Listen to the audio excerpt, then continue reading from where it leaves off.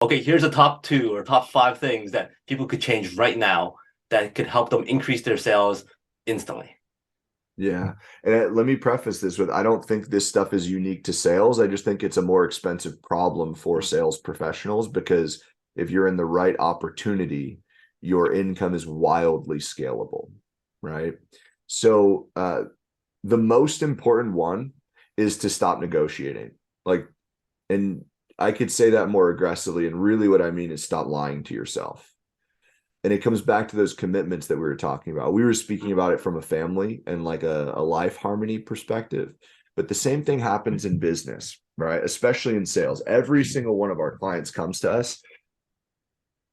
Again, they want to make more money, but when we diagnose the problem, like they're all really seeking consistency. Like that's the big C word. And really what they want is consistency of income.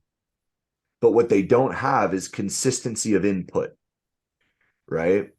And there's a couple reasons for that. Number one is because, it's a fairly confrontational bit of work. And like there's a lot of things that can lead to the lack of consistency, right? Rejection on the phone, rejection knocking doors, whatever it is. Karen opens the door and, chases you off her property because she's the president of the HOA. Or, God forbid, a weapon is pulled. Like the craziest stories happen on the doors. Learned that really quickly. Number one, working in this business, and number two, interviewing a lot of the top performers in the space. But something leads to the lack of consistency, right? Whether it is rejection becomes insurmountable and you call the day short, or you're afraid that a deal is going to collapse. You get that one email, and then, before you know it, you're sitting in your car 37 cat videos later in this black hole of YouTube or Instagram Reels or TikTok or whatever, and you've missed 2 hours of primetime knocking or primetime dialing, right? Whatever it might be. Or, and this is the flip, and this is where it's a double-edged sword. And I love the background. I mean, it's a bridge, but it looks like a roller coaster, right? And that's really what sales is for a lot of people. We work with a lot of solar reps, and for them, it's the running meme is the solar coaster, right? There's two reasons for that. Number one, we just outlined it. It can be fairly confrontational and people negotiate and they call the day short. They don't go out knocking, whatever. They negotiate with their commitments. So we lack the consistency that way. Yeah. The other one is the complacency, right? So if you're selling really high ticket sales, you have really high ticket commissions. And if all those hit at the same time, right? Solar is very lucrative. You have a couple installs going in the same week. The next week you get a fat check. There's like 30, 50 grand in your account. You're like, holy shit, dude, I'm rich. I don't need to go knock tomorrow.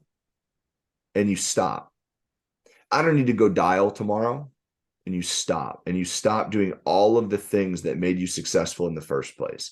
All the things that successful probably even goes in air quotes there. Like you got a couple deals, but we stop doing the things that generated that revenue, and we allow our momentum to die. And there is nothing more exhausting than allowing the momentum to die and then having to rebuild it, and then letting it die and then rebuilding it. Yeah.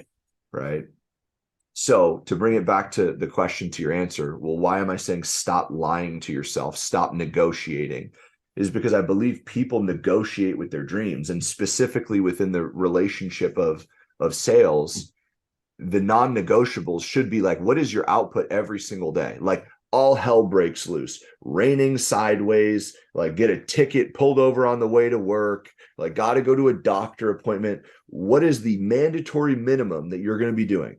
How many doors are you knocking? How many emails are you sending? How many DMs are you sending? How many calls are you making? Like, what do those numbers look like? And stop negotiating on them. That should be the bare minimum, because then you have consistent inflow in the top of the funnel, right? Which means that you will have consistent outflow, not perfectly, but in theory, that is how that works. Everyone talks about how sales is a numbers game, but no one talks about how to play the numbers. And we just hear so often, like, go full volume, right? 150 doors a day, 150 dials a day. And that works until it doesn't. And if there's no sustainability, you increase the likelihood that you negotiate.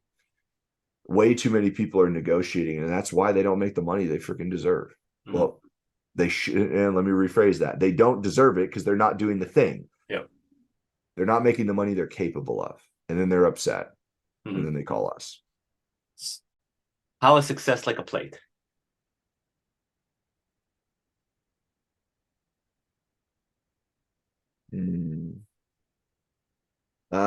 I guess we'll look at it through like the actual meal side of things. Like, to me, success is what fills that plate, right? Like, do we want to fill it with a bunch of random shit, or do we want to fill it with the food that we actually want?